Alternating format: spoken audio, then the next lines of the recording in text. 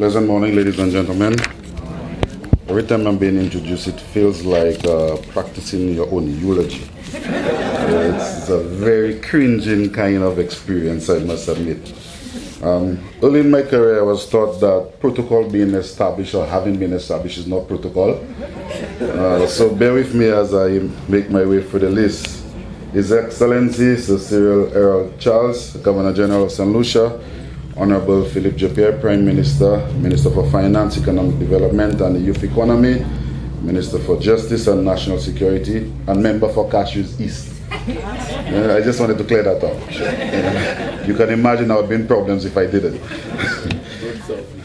Not Southeast.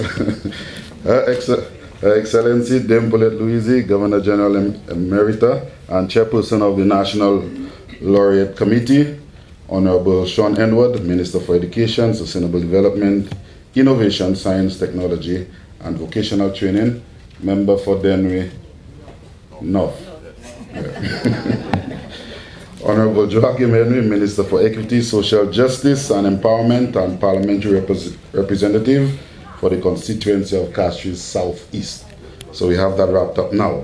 Other members of Parliament, members of the Diplomatic Corps, Honorable Savon Lewis, nephew of the late Sir Arthur Lewis, and his wife, Lady Shirley Lewis, Miss Ingrid Narmi, spouse of the late Derek Walcott, Mr. Cletus Springer, Chairman of the Board of Governors of Sir Arthur Lewis Community College, members of the Board of Governors of Sir Arthur Lewis Community College, Dr. Marjorie James Charles, Principal of the college, managers, faculty, staff, students of Sir Arthur Lewis Community College, members of the Nobel Laureate Festival Committee, special invited guests, the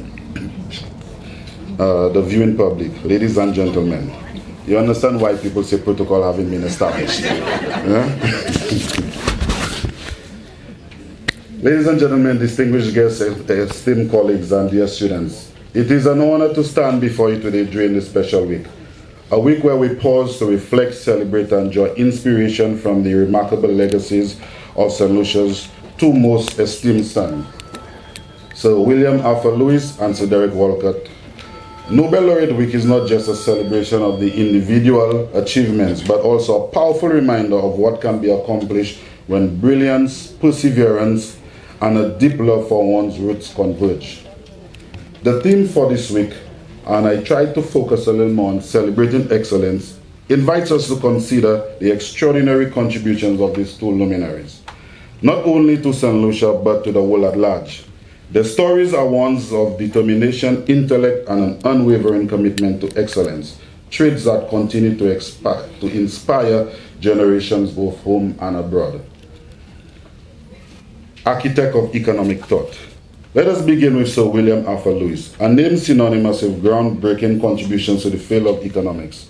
Born on January 23, 1915 in Castries, Sir Arthur Lewis was a man of profound intellect whose insights transformed the way we understand economic development, particularly in the context of developing nations.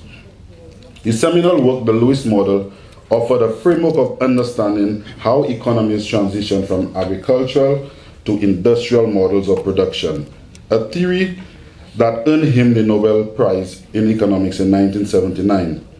But beyond the accolades of the intellectual rigor, Sir Arthur Lewis was deeply rooted in the desire to see betterment for the nations of the Global South, for those communities often overlooked by mainstream economic theories. And for those of us, any of us who's taken any courses in economics, you'll understand why it was necessary to develop our own understanding and the models that pay tribute and that factor in our unique circumstances. His legacy is one that challenges us to think critically about the structures of our economies, to question the status quo, to strive for models of development that are equitable, inclusive, and sustainable. Sir Arthur Lewis' work reminds us that excellence in thought must be matched by commitment in social justice and human development. I wish to pause there for a second to ask the audience, what do you think is the main idea of all Sir Arthur's work?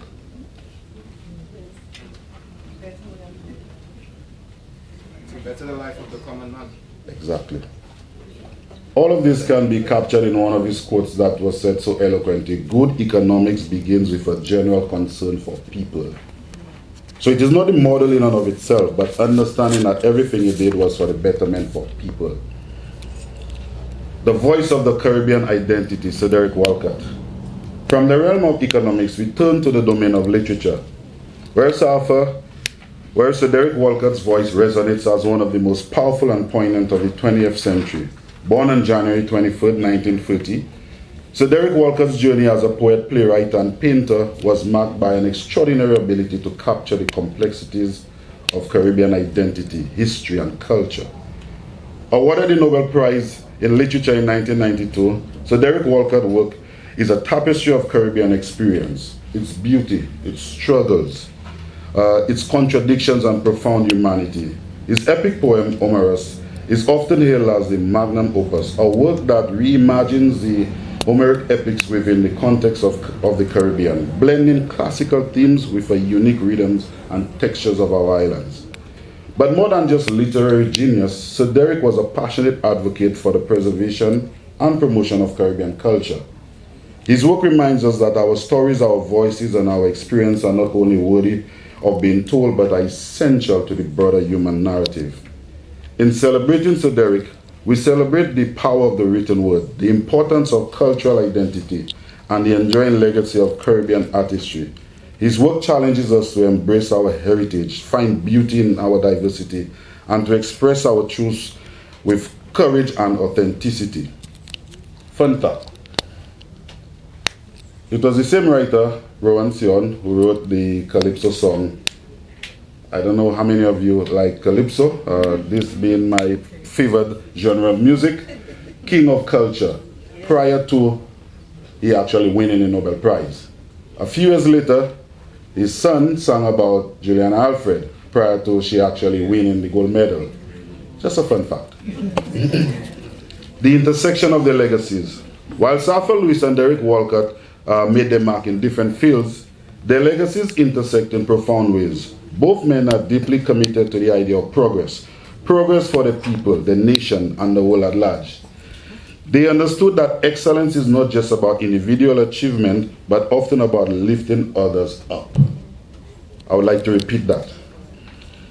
They understood that excellence is not just about individual achievement, but about lifting others up, about using one's gifts to contribute to the collective good.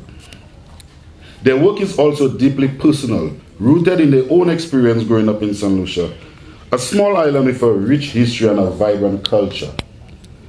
They never forget where they came from, and they use their platform to shine a light on the issues matters most to them, issues of development, identity, and justice. Today, as we celebrate their legacies, we must also recognize the global impact of their work. Sir Arthur Lewis' economic theories continue to shape policies, discussions around the world, particularly in developing countries.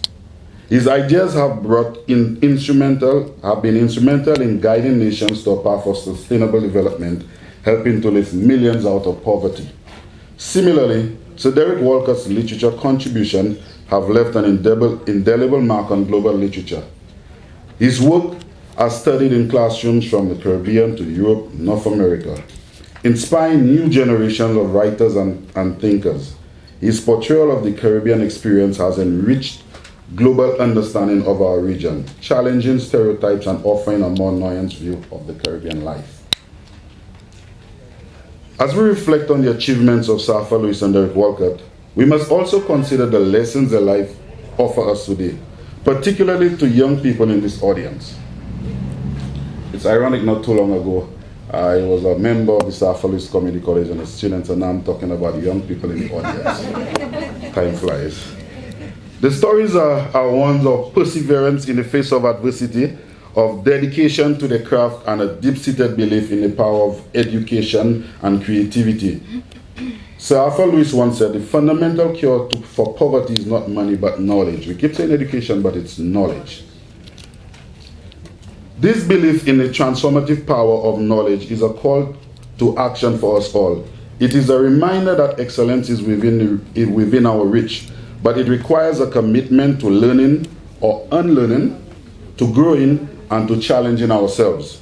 So Derek Walcott's life teaches us the importance of staying true to our roots, of finding strength in our identity, and using our talents to tell stories that matters most. His legacy is a testament to the power of the arts to shape society, to inspire change, to foster deeper understanding for the human condition. A call to embrace excellence. Sir Arthur Lewis, in his Nobel Prize in 1979, Honorable Derek Walcott received his in 1992. Since 1994 in St. Lucia, we started at St. Mary's College, growing nationally, have been recognizing and celebrating the achievements of these two great St. Lucians. Some of us wonder whether those awards were two flashes in the pan, never to be repeated. Some of us know that when Dr. Winston Paris was awarded the St. Lucia Cross for his contribution in medicine in 2010, many of us were hearing of his name for the first time. But he had been the founder and secretary of the American Academy of Pain Medicine, operating out of Vanderbilt University, and he had done such important work in managing and controlling pain and discomfort during major illness a decade earlier that he had been shortlisted for the Nobel Prize in Medicine in the mid-90s. Fun fact, this is the same Dr. Paris that the formerly VH Hospital is now named after. Fun fact. As it turned, he did not receive the award, but he too certainly displayed the ethic of excellence, hard work, and commitment that is emphasized in our Laureates Festival. So now where are we? This is 2025. Another year of celebration, but is it? Is it just another year? What happened in July last year, 2024? It wasn't so far, it wasn't so long ago. Come on now, work with me. What happened? Exactly. When Julian Alfred won and accepted the highly coveted 100-meter gold medal that only becomes available every 4 years, that athletes all around the world spend their lives competing for, isn't this the very Nobel Prize of athletic achievement? I wonder how many times Juju might have doubted herself along the way, and if she ever got inspiration and motivation to keep fighting from our laureates. If Arthur Lewis and Derek Walcott can conquer the world, so can I. Students here can and should feel motivated as well. When I was at St. Augustine studying economics, for the fact that there was an awesomeness present in the lecture hall. Maybe it was all in my head. But as the lecturer would say, a former St. Lucian, taught at St. Mary's College, studying economics, I probably have to be very careful with what I say and how I say. And I will spare you the other details of my experience, the Soca baptism in Trinidad. I have never been the same since, nor that I would change it. But what can I say? In conclusion, Nobel Laureate Week is not just a time to look back at the achievements of Sir Arthur Lewis and Derek Walcott, but also a time to look forward. It is the opportunity to recommit ourselves to the pursuit of excellence in all that we do, whether in academia, the arts, in service to our communities. Let us be inspired by their legacies to strive for greatness, to seek knowledge, and to express our creative and boldness and authenticity. Let us remember that excellence is not just a destination, but a journey that requires perseverance, passion, and unwavering commitment to our values.